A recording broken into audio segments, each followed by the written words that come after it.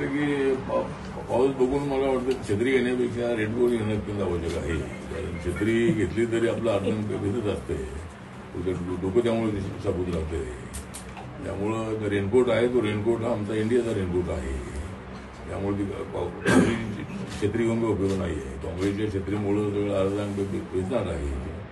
त्यामुळं इंडियाचा रेनकोट घ्यावा असं माझं मत आहे. आणि त्यांनी जे मत मांडलेलं आहे तर मला असं वाटतं की त्यासुद्धा कदाचित या विचाराच्या त्या म्हणजे त्यांचे मत त्या सगळ्या आमदारांचा विचार बघू कदाचित विकासाच्या दृष्टिकोनातून आपल्या मतदारसंघाच्या डेव्हलपमेंटसाठी सत्तेसोबत जायला हवं असं जे आमदारांचं मत आहे त्या मताशी काही टक्के सुप्रिया सुळे सहमत असतील असं मला वाटतं. पूर्वीपासून तुम्ही हे काही वेळेला राज ठाकरेंना भेटलेले आहे. कुणाला भेटावं त्याच्यावर बंदी अजिबात नाही आहे. त्यामुळं लोकसभेच्या वेळेला राज ठाकरे हे आमच्यासोबत आले होते. त्यामुळं मुख्यमंत्री काही वेळेला त्यांना भेटले होते. पण लोकसभेमध्ये राज ठाकरे आमच्यासोबत येऊन आम्हाला काय फायदा झाला नाही. आणि विधानसभेला त्यांच्यासोबत नसताना आमच्या ज्याच जागा निवडून आलेली आहे. त्यामुळे माझं पूर्वीपासून मत असं आहे की राज ठाकरे यांची भूमिका ही थोडीशी रोज बदलणारी आहे. त्यामुळं राज ठाकरेंना घेऊन आपला काही फायदा होणार नाही. जर आम्ही आरपीआय जर तुमच्यासोबत आहे तर राज ठाकरेंची आवश्यकता नाही असं माझं पूर्वीपासूनच मत आहे.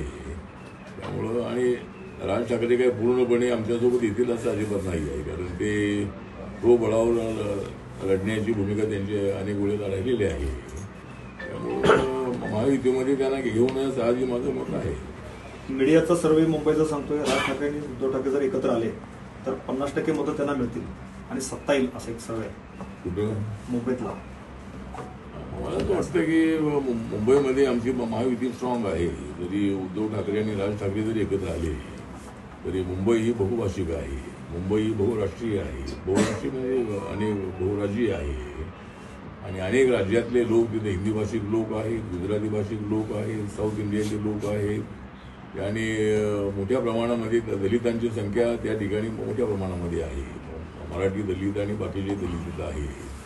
त्यामुळं उद्धव ठाकरे आणि राज ठाकरे जरी एकत्र आले तरी त्यांना सत्ता मिळणं अशक्य आहे. आणि यावेळेला महायुतीचा झेंडा त्या ठिकाणी फडकेल असा आम्हाला विश्वास आहे.